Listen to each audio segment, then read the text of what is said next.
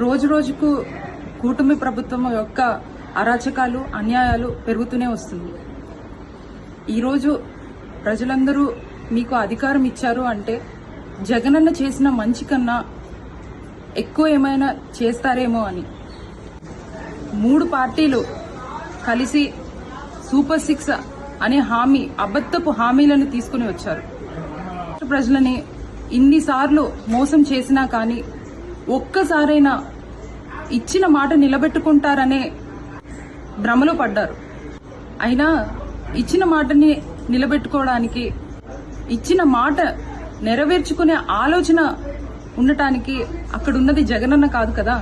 అధికారంలోకి వచ్చిన తర్వాత అంటే ఏడాది, కూటమి ప్రభుత్వం ఏర్పడిన ఏడాది కాలం అంతా రెడ్ బుక్ రాజ్యాంగాన్ని తీసుకుని వచ్చి ఎస్పెషల్లీ వైఎస్ఆర్ కాంగ్రెస్ పార్టీ